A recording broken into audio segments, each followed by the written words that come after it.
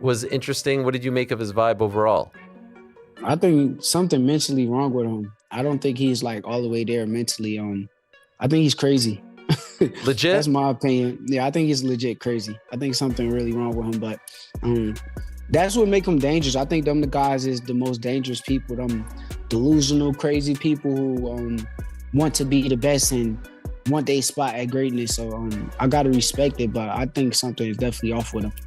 When it comes to it, competition is competition, man. This is competition and currency, you know, and you can't be friends in this game. I don't see it. I think that's what makes them soft. It's what makes our era a little bit fragile. So I think the guys like myself that still carry that with the heart of a champion and holding the Ring Magazine world title, I think that maybe we have a different form of looking at it. Stevenson didn't tiptoe around the issue during a live interview. He walked straight toward the truth as he saw it and confronted Teofimo Lopez head on. I don't carry it that way. But you're in my way. The mentality is never going to be that way. But you're in my way. But you're in my way. So I got to move you out my way. That's how I look at this. Nope. Ain't nobody taking food off my table. That's all I'm going to say. But I'll tell you this, though. You bit more than you could chew. It's cool. You can feel that way. For sure. But come fight night, you're going to realize this is a lot different than being on the outside than being inside of there. As they all say. Okay. I'm slow, right? Mentally. Oh my God, mentally, okay. I'm talking about I'm slow in the boxing ring, right? Mentally. I'm talking about the boxing ring, what you was talking about. I'm slow, right? Mentally. Okay, you're gonna see. I promise you're gonna see. Shakur straight up said something feels mentally off with Teofimo, calling him crazy in the way only fighters understand. Not as an insult, but as a warning, because that edge is exactly what makes him dangerous in the ring. It was one of those moments where honesty hit harder than trash talk. Sure. I'll be honest. I'm gonna be real honest. He was a lot better younger. Oh, he was better when he was younger? Especially at the JOs, yo, Junior I was Olympics. whooping You were whooping feet, yo. All right. He was crazy with it? Yeah, he was mad nice. You don't think he developed enough power or something? It's not about the power. I think that he just focusing too much on one arsenal. What, the defense? Yeah, defense. This defense. Yo, don't tell me too much because I don't want you to say that you told me the game plan, you gave this, so I don't want no excuses. But y'all know don't each say other. too Y'all much. already know All right, each other. Canelo Crawford. No, I could give him that. I could tell him all the game plans and everything because a true master in anything in boxing, the sport, you got to master yourself. You got to learn how to beat yourself. So if I give you all the tools on how to beat me and I beat you, I already know how to beat you, bro. Nobody beat me. I already know how to beat you. Shakur was basically saying unpredictability is a weapon if you know how to use it. At the same time, he didn't blur the lines when the talk turned to levels, making it clear that if Teofimo ever stepped in with Terence Crawford, that's a fight that ends badly for Teo. Full stop. Then he wants Crawford, names like that. How do you think he would do against someone like Terence at this point? I think he gets knocked out. Can't even hang with him. Yeah, he's too little. But it's too big for him. Right. As far as skills, though, do you think he's on par with the likes of Terence? I'm not gonna say he's on a Terence Crawford level of skills, but he's very skillful. He got a lot of things with him that puts him at a high level. What makes the moment even more interesting is the contrast with the past. Because a throwback clip from December 2018 shows the respect between Shakur Stevenson and Teofimo Lopez was always real. Genuine admiration before the stakes. What about Shakur? The way he is, he's just technical, you know? He's very smart when he's in there. You know, he's still young. We're both the same age, 20 years old. But we got a lot. The belts and the pressure change the tone. That's what gives this rivalry depth. It isn't built on fake beef. It's built on familiarity, confidence, and two elite fighters who know exactly how dangerous the other one can be. Before, you know, he's getting up there, so his name speaks for itself. You know, he's a 2016 silver medalist.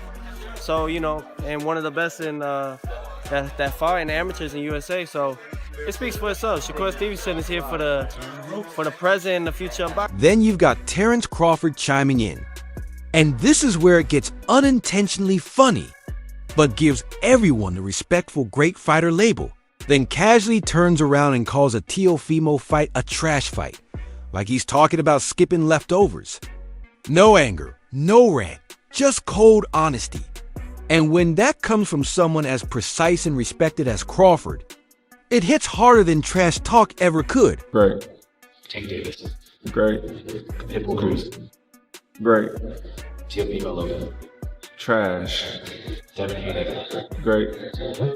Goose. Great. Great. And your opponent this weekend.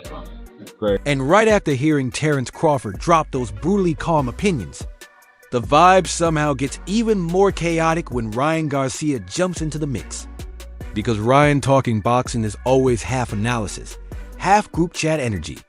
Listening to it feels like this is exactly how real fighters debate fights when the cameras aren't supposed to be rolling. No suits, no filters, just bets flying around like it's poker night. Ryan locking in on Shakur Stevenson by decision isn't some casual pick either.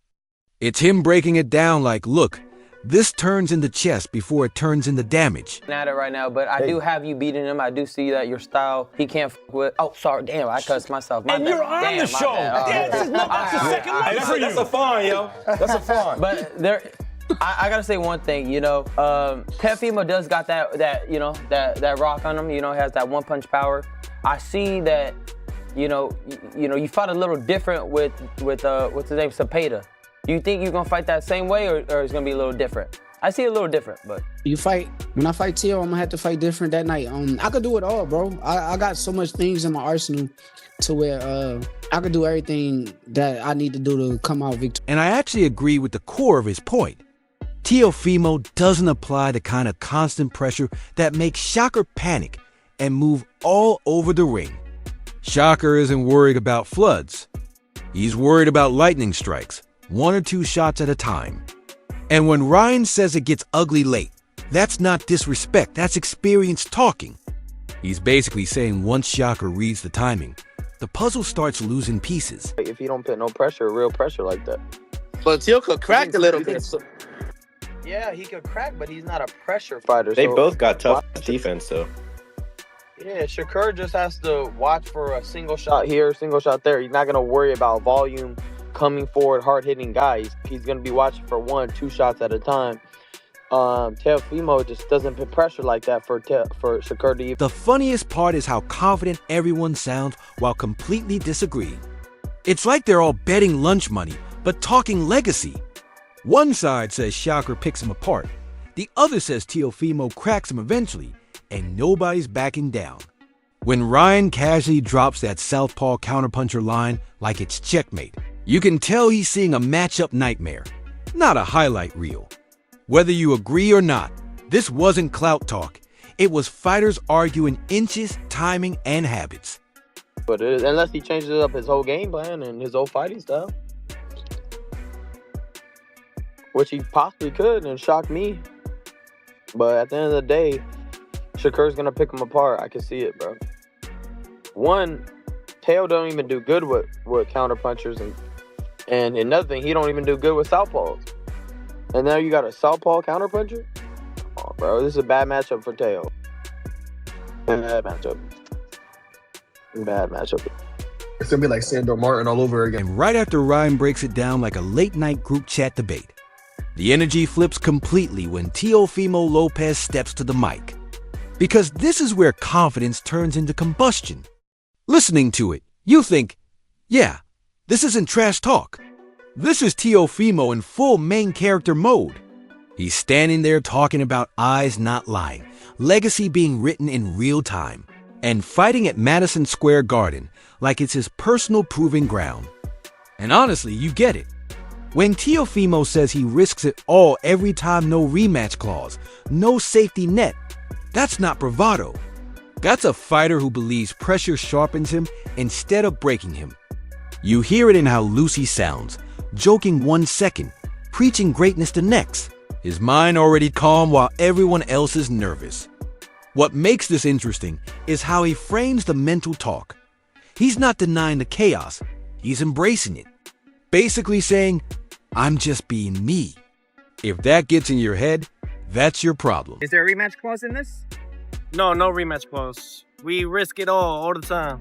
No need for a rematch clause. Oh my goodness, man, this thing means everything to me. This is just another fighter, another column into my own pedigree, to my own style. This is what it is, you know. And what better way than here, Madison Square Garden? This will be number 10 fighting here in the Mecca. This will be number 5 in the big room. So I'm very blessed. I'm very thankful. And nevertheless, man, I want more. Let's see who we get after this. We just got to keep it going, man. We not even in our prime yet. You know I said it earlier. And that's classic Teofimo, because when he's comfortable being unpredictable, that's usually when he's most dangerous. I also love how he keeps circling back to growth, talking about footwork, lessons learned, evolution. This fight isn't just about beating Shakur Stevenson, it's about leveling himself up again. And that underdog chip is creeping back in, him questioning why boxing keeps doubting him. Why he's always the guy people underestimate until the lights come on. You can feel that hunger. The confidence isn't clean or polished. It's raw, a little chaotic but grounded in belief. And when he starts talking about future roads leading to bigger fights, even mentioning Devin Haney, you realize this isn't just a single night for Teofimo. This is a statement tour. You may not agree with everything he says, but one thing's clear. He's not showing up to survive rounds. He's showing up to force the story to bend his way. Be good at it. You want to be loved in boxing, be great at it. Or be the best at it. But if you want to be hated in boxing, be the greatest at it. It's just point blank period. And I think that's what it is. And what it comes down to is that they got to bring a lightweight to come over here and try to take and dethrone Teofimo because they got no other options. I'm excited for this whole thing. And whether they get it right or wrong, at the end of the day, the right person's going to win that night. And right after Teofimo finishes talking like a man who already sees the headlines in his head, the tone suddenly shifts when Abel Sanchez steps in. Because now we're not talking vibes, we're talking chessboards. Listening to Abel, you think, yeah, this is that old school trainer logic where emotions get checked at the door. He's basically saying, listen, this fight isn't about who yells louder in the build-up. It's about distance, discipline, and who breaks character first. From his angle, Shakur Stevenson wins if he keeps it clean and controlled, stays in his lane, and turns the ring into a geometry lesson.